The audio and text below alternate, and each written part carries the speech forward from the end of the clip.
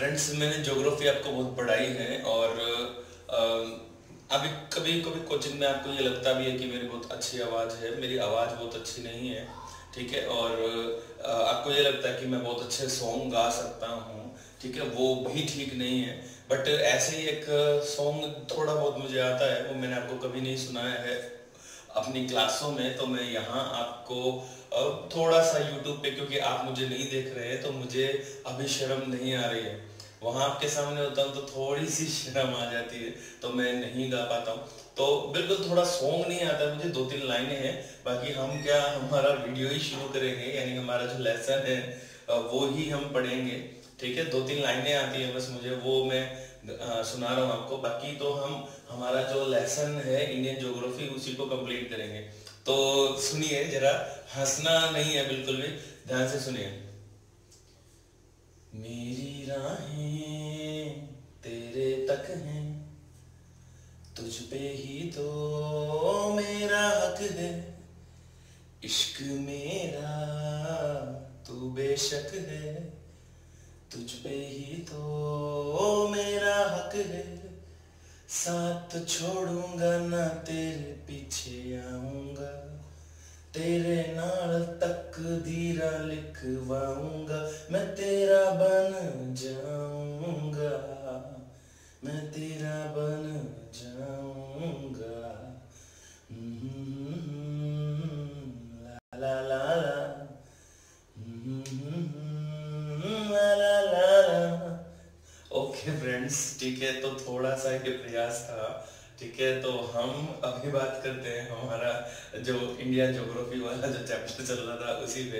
हंसना नहीं है आपको, ओके।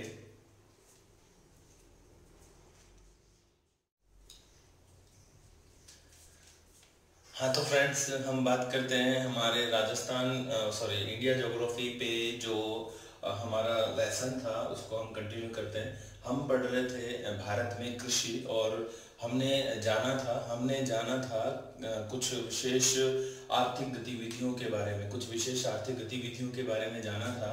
ओके।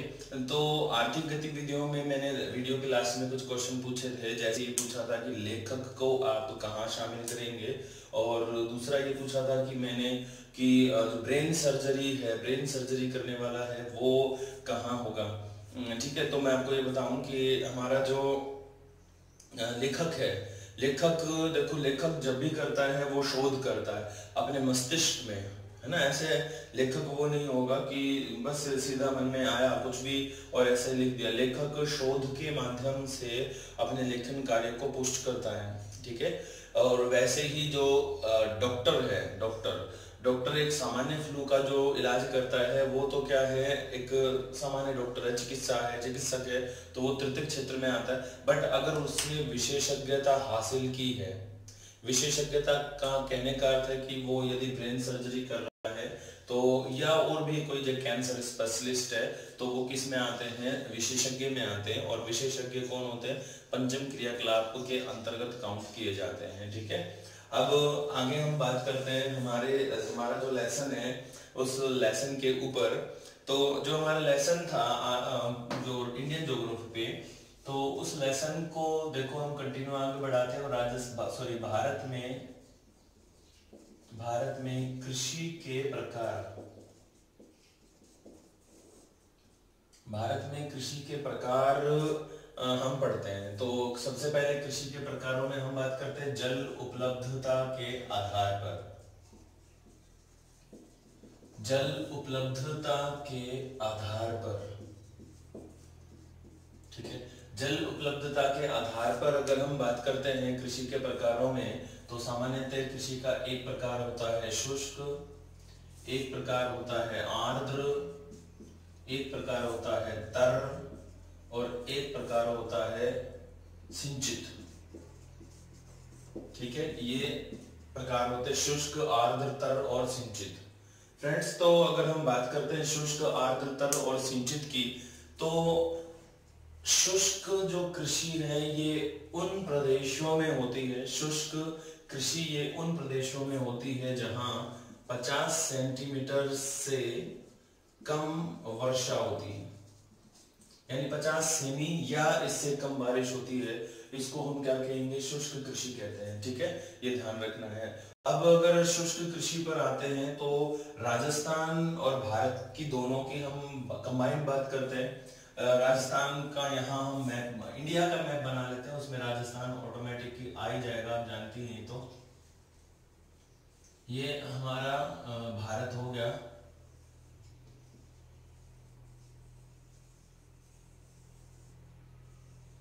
ठीक है, तो अब ये जो भारत है, भारत में विशेषकर पश्चिमी राजस्थान में कच्छ वाला जो पोर्शन है गुजरात में, इसके अलावा ये पूर्वी महाराष्ट्र में, पूर्वी कर्नाटक और तेलंगाना वाला जो पोर्शन है, ठीक है, यहाँ पे इस प्रकार की कृषि को किया जाता है।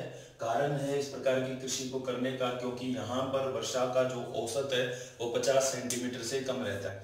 अब इस कृषि को करने का तरीका क्या है, ये आप ना समझिए कि भाई बारिश नहीं हो रही है यहाँ पे, अब बारिश नहीं हो रही है तो क्या किया कि यहाँ पे हमने किसी भी तरह से बीजों को पटक दिया और वो अपने आप से उग जाएंगे, ऐसा बिल्कुल भी नहीं है। यहाँ पे हमें कृषि जिन्स चूज करने होते हैं, हमें उन्हीं कृषि जिन्सों का चयन करना होता है यहाँ इस प्रकार की कृषि में, जो कि शुष्कता सहन करने वाले हैं। तो शुष्कता सहन करने वाले कृषि जिन्सों का चुनाव करते हैं, कृषि बीजों का चुनाव करते हैं और फिर हम कृषि करते हैं। ठीक है, ये ध्यान रखना। और शुष्क कृषि का जो जनक है, शुष्क कृषि का जनक है यूएसए। बात आती है आर्द्र कृषि की। आर्द्र कृषि जहां होती है वो है 100 सेमी या अधिक वर्षा, 100 सेमी या अधिक वर्षा। तो 100 सेमी या अधिक वर्षा जो है ये आर्द्र प्रकार की कृषि होती है। और इस प्रकार की जो कृषि है वो राजस्थान के पूर्वी प्रदेशों में, दक्षिण पूर्व और दक्षिण प्रदेशों में, इसके अलावा ये जो पूरा उत्तर का विशाल मैदान है, उत्तर का विशाल मैदान है, यहाँ पे इस प्रकार की कृषि की जाती है। वेस्ट बंगाल में, झारखंड में, बिहार में एक चावल की कृषि होती है, या आपने कभी सुना हो तो चावल की कृषि होती है, सवाह कहलाती है। सवाह चावल की कृषि है, ये चावल की कृषि क्या कहलाती है, सवाह कहलाती है। अब कौन सी कृषि को सवाह कहते हैं, तो हमारे भारत में 100 सेंटीमीटर वर्षा वाले क्षेत्रों में, 100 सेंटीमीटर वर्षा वाले क्षेत्रों में जहां चावल की कृषि की जाती है, तो उस चावल की कृषि को क्या नाम दिया जाता है, सवाह नाम दिया जाता है। ठीक है, ये ध्यान रखना है आपको। ओके, तो ये विशेषकर अपना बिहार है, वेस्ट बंगाल है, झारखंड क्षेत्र है, छत्तीसगढ़ है, वहां पे इस प्रकार की चावल की खेती करते हैं। तर कृषि, तर यानी अति आर्द्र, वेरी ह्यूमिड। ठीक है, तो तर जो कृषि है, तर कृषि क्या होता है, 200 सेमी या अधिक, 200 सेमी या अधिक वर्षा वाले जो क्षेत्र है, 200 सेमी या अधिक वर्षा वाले जो क्षेत्र हैं, उन क्षेत्रों में इस प्रकार की कृषि की जाती है। अब तर कृषि क्या होती है, तर कृषि में यहां तो रहती है खाद्यान्न फसलों की प्रधानता, खाद्यान्न फसलों की प्रधानता।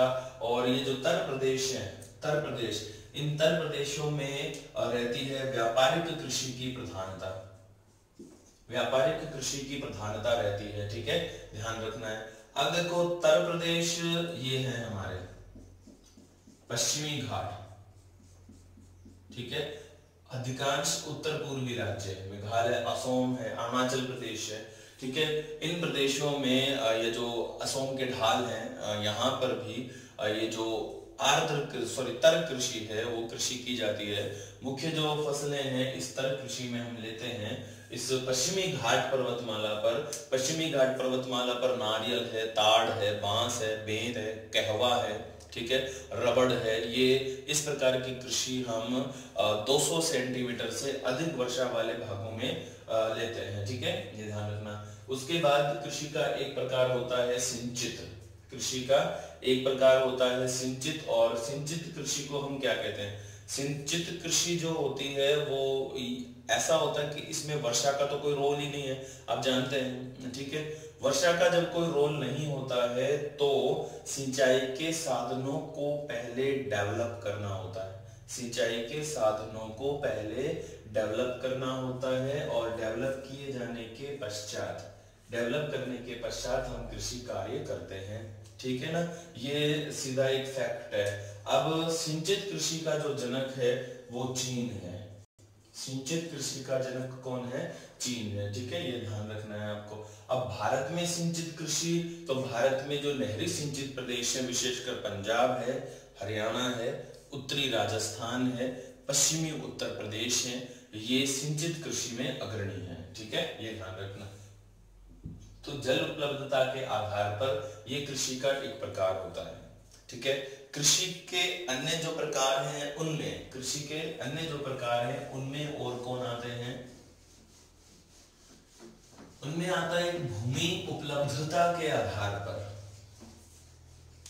भूमि उपलब्धता, अच्छे से समझेंगे इसे, ये क्या होता है।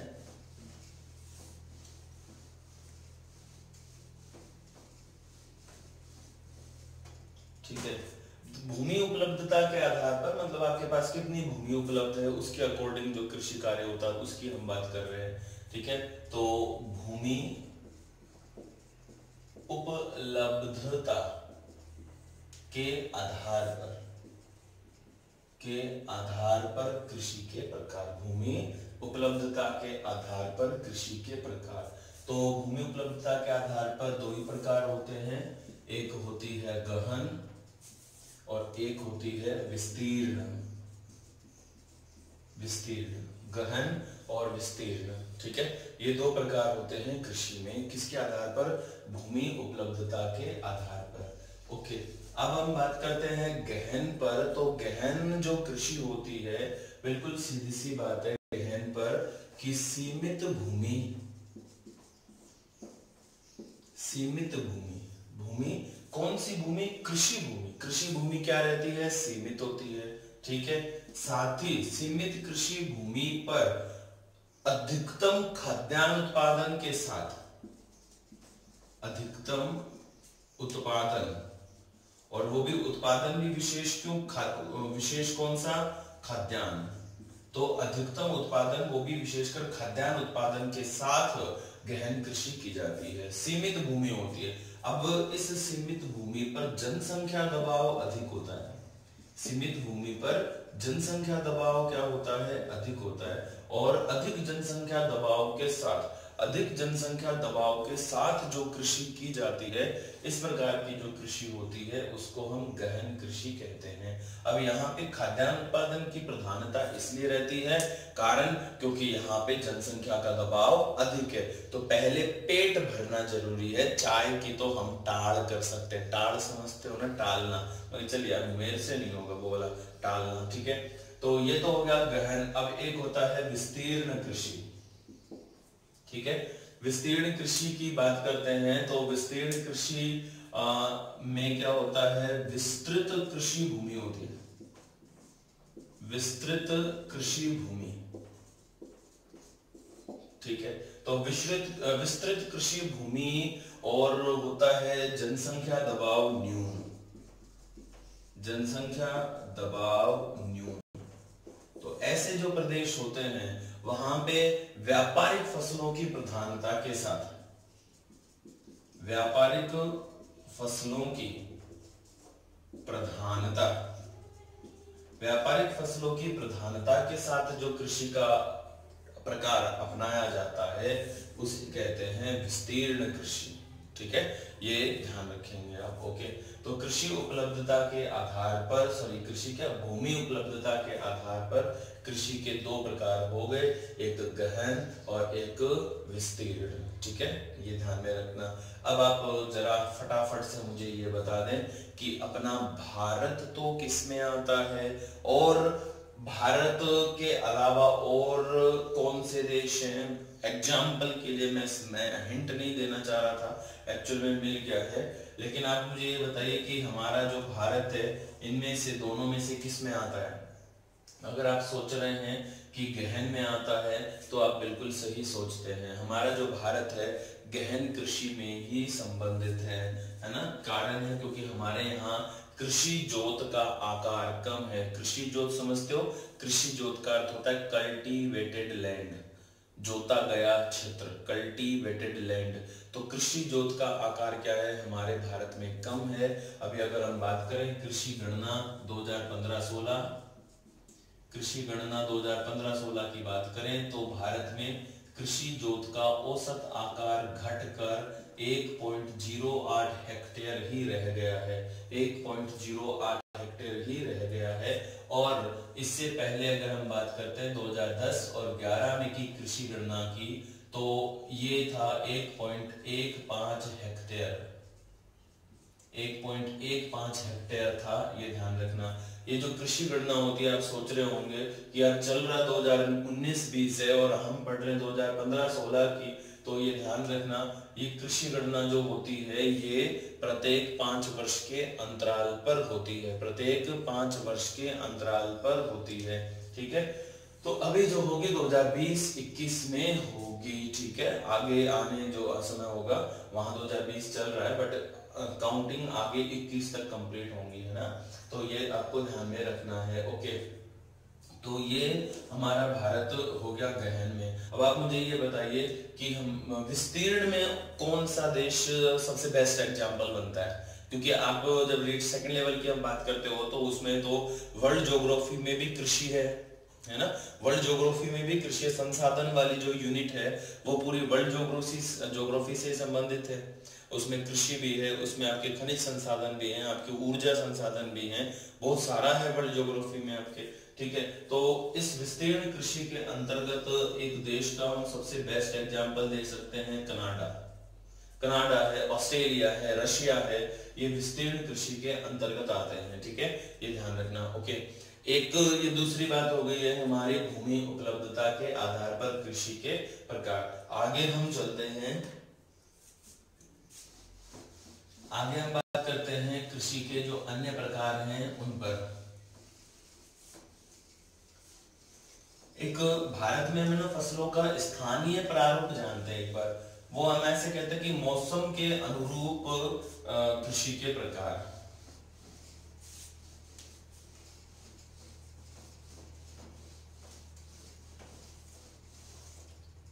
मौसम के अनुरूप जो कृषि के प्रकार हैं उनको जाने। मौसम के अनुरूप कृषि के प्रकार, ठीक है। तो मौसम के अनुरूप आप जानते हैं एक प्रारूप होता है खरीफ, एक प्रारूप होता है रबी, एक प्रारूप होता है जायद। ये प्रारूप होते हैं हमारे, ठीक है, रबी, खरीफ और जायद, ओके। ये मौसम के अनुरूप है, जैसे हमारे राजस्थान में, सॉरी भारत या राजस्थान एक ही बात है, जैसे ऋतुएं होती हैं, जैसा मौसम होता है तो ऋतु के अकॉर्डिंग ये फसलें राजस्थान में, सॉरी भारत में बोई जाती हैं।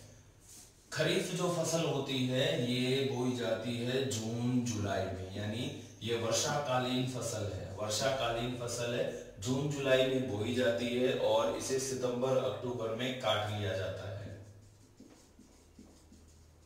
सितंबर अक्टूबर में काट लिया जाता है, ठीक है, ये ध्यान रखना है। उसके बाद आता है जायद।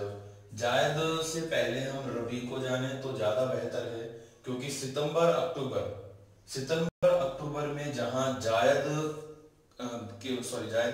जहां रबी की खरीफ की फसलें पूर्ण होती हैं, वहीं अक्टूबर नवंबर में रबी की फसलें बो दी जाती हैं, अक्टूबर नवंबर में रबी की फसलें बो दी जाती हैं और मार्च अप्रैल में ये काट ली जाती हैं, ठीक है। तो इनका काल हो गया अक्टूबर नवंबर से मार्च अप्रैल, ठीक बात है। फिर हमारे पास रहता है जायद।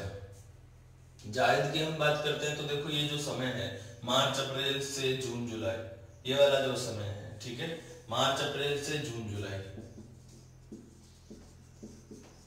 मार्च अप्रैल से जून जुलाई, ठीक है। ये जो समय है ये समय किसका है, जायद का। मार्च अप्रैल से जून जुलाई ये समय किसका है, जायद का है, ठीक है, ये ध्यान रखना होगा। तो इस तरह से हमारे भारत में हमने फसलों के प्रारूप को डिवाइड कर दिया, ठीक है, भारत में फसलों के प्रारूप को हमने डिवाइड कर दिया है, ठीक है, ये ध्यान रखना है। ये तो हो गया एक कृषि का एक प्रकार अपने मौसम या ऋतुओं के अकॉर्डिंग। अब हम बात करते हैं शस्य गहनता के आधार पर। शस्य गहनता, शस्य किसको बोलते हैं? शस्य हम बोलते हैं एग्रो। एग्रो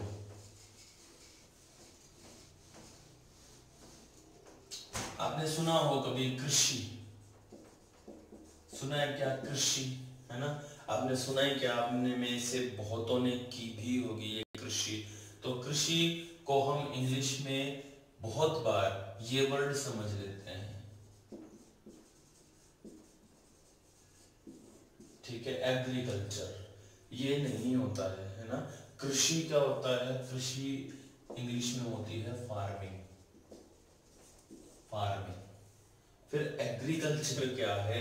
ये भी तो है एक। एग्रीकल्चर होता है शस्य उत्पादन। शस्य, ठीक है, शस्य उत्पादन। शस्य उत्पादन, ठीक है, ये ध्यान रखना। शस्य उत्पादन एग्रो, और विशेषकर इसमें आते हैं खाद्यान्न, ठीक है, ये ध्यान रखना। तो अब हम बात कर रहे हैं फार्मिंग की।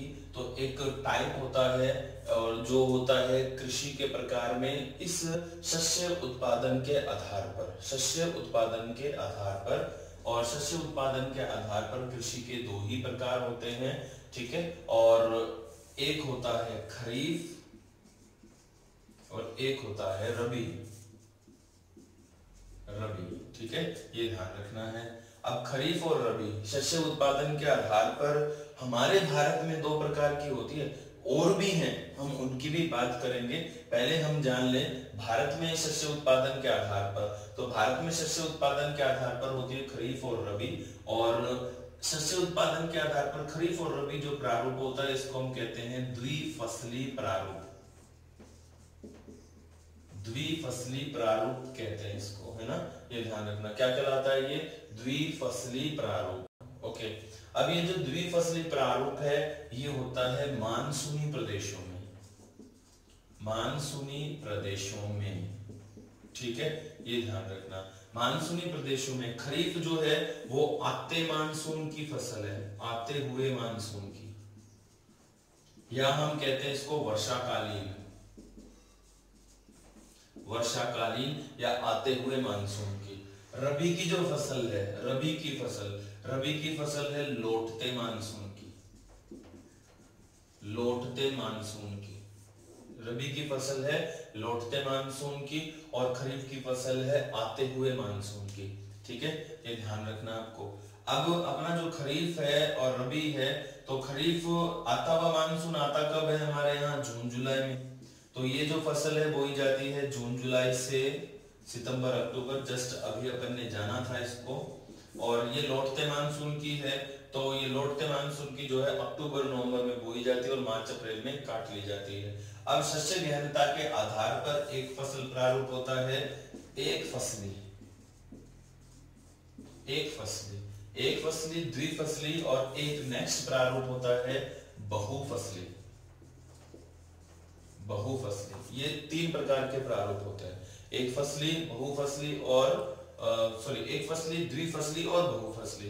अब एक फसली जो प्रारूप होता है ये ऐसा प्रारूप होता है जिसमें वर्ष भर आप एक ही तरह की फसल कंटिन्यू बोते हैं।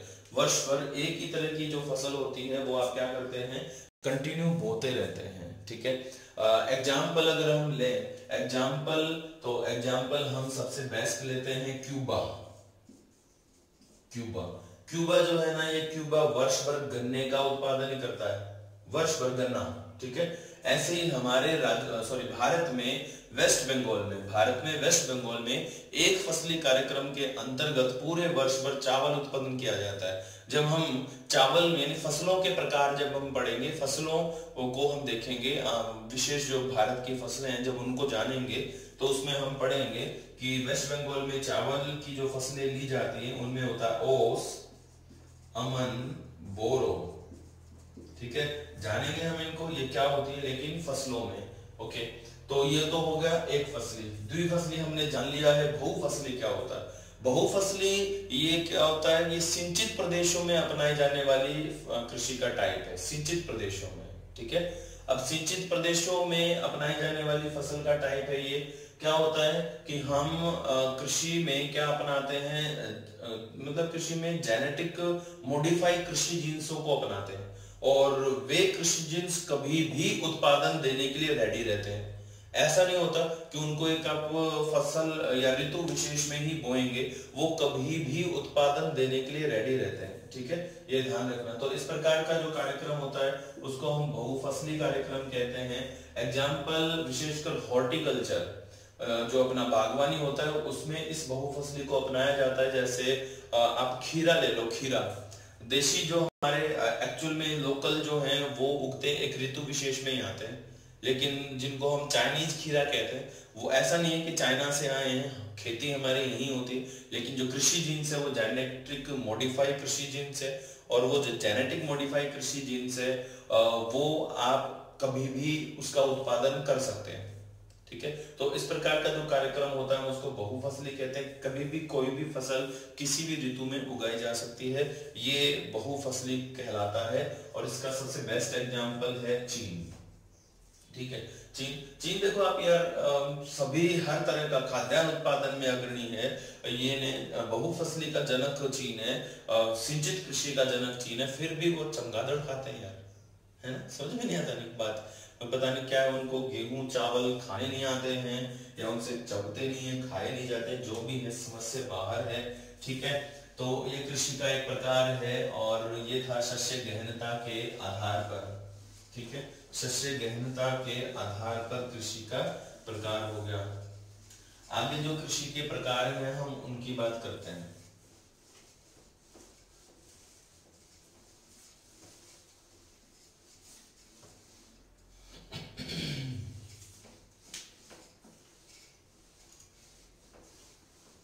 देखो कृषि के जो अन्य प्रकार हैं उनमें अब इजी हैं, थोड़ा बहुत इजी प्रकार है, जैसे मिश्रित कृषि। ठीक है, मिश्रित कृषि। मिश्रित कृषि उन प्रदेशों में होती है, मिश्रित कृषि उन प्रदेशों में होती है जहां पे खाद्यान्न उत्पादन के साथ साथ पशुओं के लिए चारा फसलें भी उत्पन्न की जाती हैं। तो उन्हीं फसलों को हम क्या कहते, उन्हीं क्षेत्रों में मिश्रित कृषि की जाती है। अब मिश्रित कृषि होता क्या है, मिक्स्ड फार्मिंग। आप क्या करेंगे, एक तो कृषि करेंगे, कृषि के साथ आप पशुपालन भी करेंगे, इसको हम मिश्रित कृषि कहेंगे। अब मिश्रित कृषि में आप ये जरूर ध्यान रखना कि जो पशुपालन आप कर रहे हैं वो व्यावसायिक होना चाहिए। पशुपालन क्या होना चाहिए, व्यावसायिक होना चाहिए। ऐसा नहीं है कि आप कृषि कर रहे हो और एक बकरी पाल ली, हो गई मिश्रित कृषि। नहीं, आप अगर सोच रहे हैं यार मैं भी करा वो मिश्रित कृषि मैं भी करा ना, थे कोनी करो यदि आप कृषि के साथ व्यावसायिक पशुपालन नहीं करते हैं तो। ठीक है, अब भारत में ये कहाँ है, तो भारत में उत्तर प्रदेश, ठीक है, राजस्थान, गुजरात, ठीक है, ये मिश्रित कृषि के अंतर्गत आने वाले अपने बड़े स्टेट हैं, ये ध्यान रखेंगे। ठीक है, मिश्रित कृषि के बाद एक होता है टेरेस फार्मिंग। टेरेस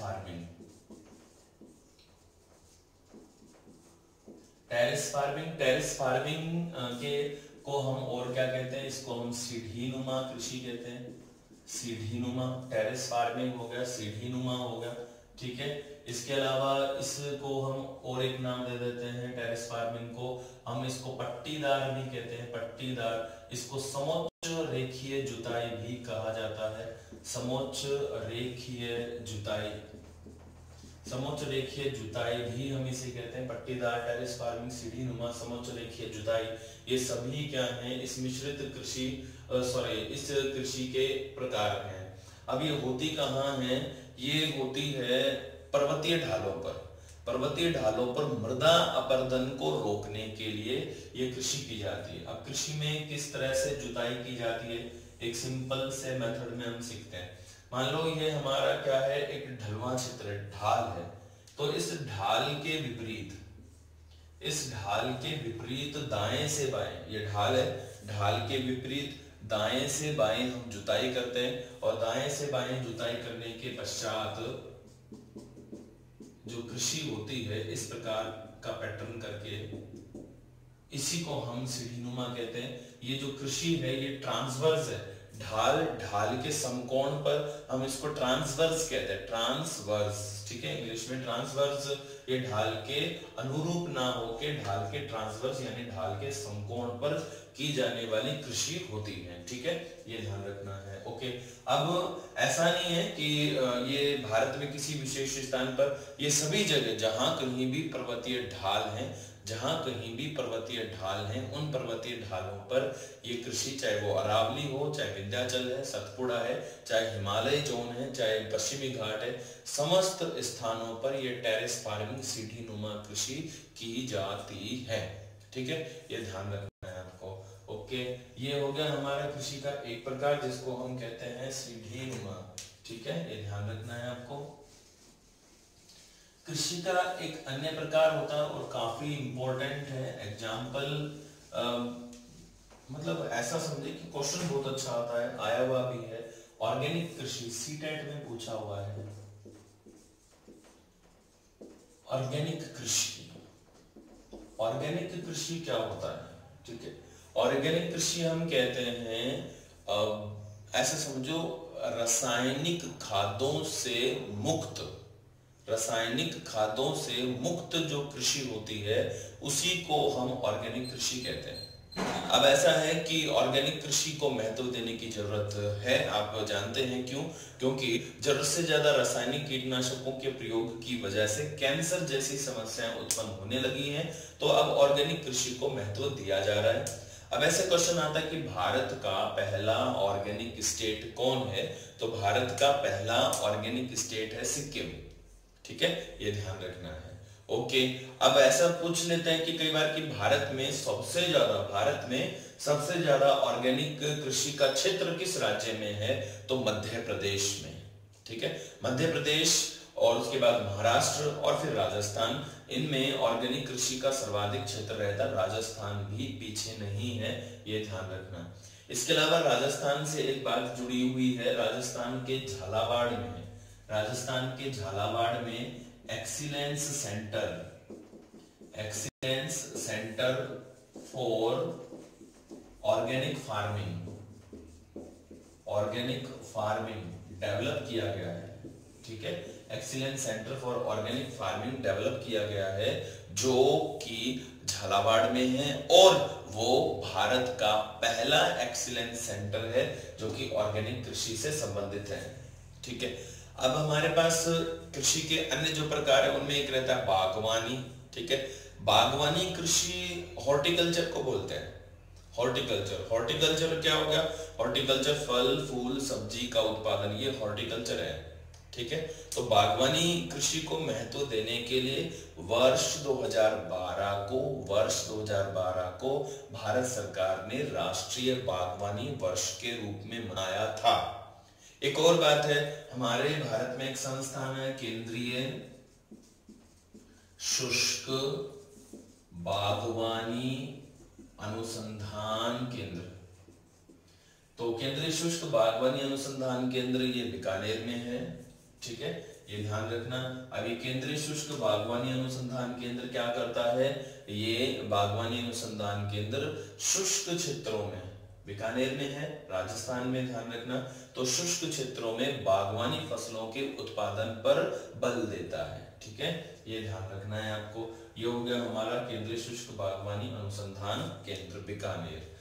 राष्ट्रीय बागवानी अनुसंधान केंद्र कहाँ है? ये भी एक आता है, क्वेश्चन आता है, राष्ट्रीय बागवानी अनुसंधान केंद्र, ठीक है, तो राष्ट्रीय बागवानी अनुसंधान केंद्र है बेंगलोर, ठीक है, ये ध्यान रखना है। ओके, इसके अलावा अगर हम और बात करते हैं कृषि के प्रकार में, तो कृषि के एक प्रकारों में हमारी होती है रोपण कृषि, ठीक है, रोपण कृषि की हम और बात करेंगे, फिर हमारे पास व्यापारिक कृषि रहेगी, उसकी हम कल बात करेंगे। रोपण कृषि और एक होती है बागाती कृषि, इनमें थोड़ा सा अंतर जानना। रोपण कृषि और बागाती कृषि क्या होता है? रोपण कृषि ऐसी फसलें होती हैं, रोपण कृषि में ऐसी फसलों को बोया जाता है जो एक ही बार बोई जाती हैं और उनमें से हम कई वर्षों तक उत्पादन ले सकते हैं, कई वर्षों तक उत्पादन ले सकते हैं। एग्जाम्पल के लिए नारियल, ताड़, बांस, बेंत, सिनकोना, अपना सागवान, ठीक है, ये रोपण कृषि में होता है, ठीक है, ध्यान रखना। और रोपण कृषि विशेषकर होती है भारत में पश्चिमी घाट पर। फिर है बागाती कृषि भी रोपण ही होती है, बागाती कृषि भी क्या होती है, रोपण ही होती है। लेकिन ऐसी रोपण कृषि, ध्यान से सुनना, ऐसी रोपण कृषि या ऐसी बागाती कृषि जिसमें ऐसी फसलें बोई जाती हैं जिनको बार बार रोपा जाना पड़ता हो, जिनको का रोपण बार बार में करना पड़ता हो। एग्जाम्पल के लिए गन्ना, एग्जाम्पल के लिए चाय, कपास, ये बागाती कृषि में आते हैं, ठीक है, ये ध्यान रखना। चाय, कपास, गन्ना, ये बागाती कृषि में आते हैं। और आप जानते हैं कपास सबसे ज्यादा गुजरात उत्पन्न कर रहा है, गन्ना उत्तर प्रदेश सबसे ज्यादा उत्पन्न कर रहा है, चाय सबसे ज्यादा असम, वेस्ट बंगाल, तमिलनाडु उत्पन्न करते हैं, ठीक है, ये ध्यान रखना है। ओके, तो हमने कृषि के जो मोस्ट टाइप्स थे उनको आज जाना, ठीक है। अब ना हम कल बात करेंगे भारत की व्यापारिक कृषि पर। व्यापारिक कृषि के साथ साथ महत्वपूर्ण जो व्यापारिक फसलें हैं उनको भी हम साथ ही जान लेंगे, ठीक है ना। ओके फ्रेंड्स, आज के वीडियो में इतना ही। देखने के लिए थैंक यू। जय हिंद।